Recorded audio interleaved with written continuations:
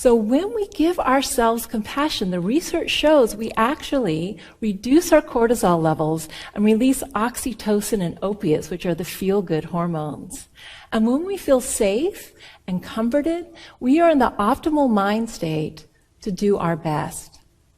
And it's actually very easy to see when we think about how to best motivate our children. So let's say there is a father whose son comes home from high school with a failing math grade. The father has two different ways to try to motivate his child. The first is with harsh criticism.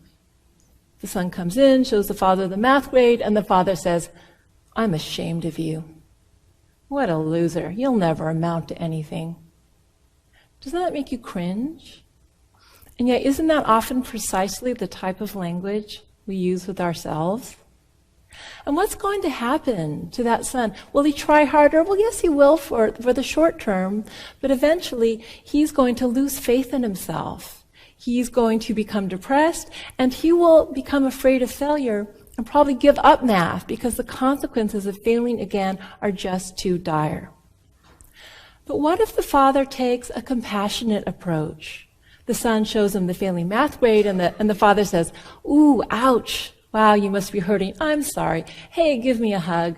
I still love you. It happens to everyone. But I know you want to get your math grades up because you want to go to college." Here's what compassion says. What can I do to help? How can I support you? And the more encouraging, loving, compassionate the father is, the better place emotionally the son will be in to do his best. And luckily, research strongly supports everything I've been saying. The last few years especially have seen a sharp uptick in the number of research studies conducted on self-compassion. And the bottom line is unequivocally, self-compassion is very strongly related to mental well-being. It's strongly related to less depression, less anxiety, less stress, less perfectionism. It's equally strongly related to positive states like happiness, like life satisfaction. It's linked to greater motivation, taking greater self-responsibility, making healthier lifestyle choices. It's also linked to having more sense of connectedness with others, better interpersonal relationships. We've also done some research comparing directly self-esteem and self-compassion. And what we find, what you can say, is that self-compassion offers the benefits of self-esteem without the pitfalls. So it's associated with strong mental health, but it's not associated with narcissism or constant social comparison or ego-defensive aggression.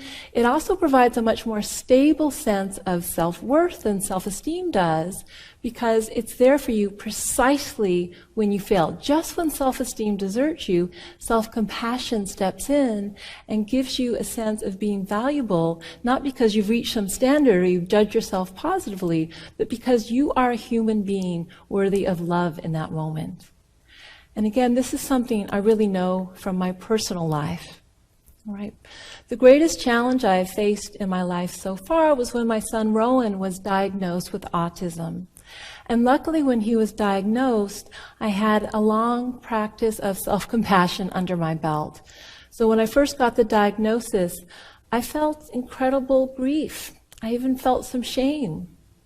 And it was very hard to feel that, to admit that to myself, because how could I feel grief about the child who I love more than anyone else in the world? But the thing is, I was feeling that, and I knew that what I needed at that moment was to embrace how difficult it was. And the more I could embrace my own grief, the more quickly I moved through it, and then the more able I was to turn toward him and accept and love him for who he was. It also helped me over and over again in the heat of the moment. So as you may know, one issue with autistic children, especially when they're young, is they can throw very terrible tantrums. So imagine being on a plane to England. This is a true story. Rowan was 4 years old. I don't know what set him off, but he throws a doozy of a tantrum, right? Flailing, screaming. Everyone on that plane looking at us like they wish we were dead. You know, he's 4 years old, he looks normal. People are thinking, what's wrong with this kid? Why is he acting this way? And what's wrong with his mother? Why can't she control her child? Okay, lots of fear. What do I do? What do I do? Jumping out the window sadly wasn't an option. So, okay, I know, I'll take him to the bathroom. I can try to comfort him there. Maybe it'll muffle his screams. So I'm kind of taking this 4-year-old flailing child to the bathroom, which was, of course, occupied, right? So imagine being in that little space outside the bathroom door with this, tantruming child, and I knew in that moment the only refuge I had was self-compassion. So I put my hands over my heart, and I tried to comfort him, but I was mainly focusing on myself. This is so hard right now, darling. I'm so sorry you're going through this, but I'm here for you. And you know what? It got me through.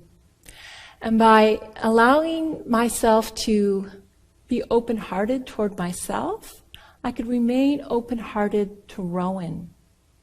People sometimes think self-compassion is self-indulgent or selfish. It's not, because the more we are able to keep our hearts open to ourselves, the more we have available to give to others.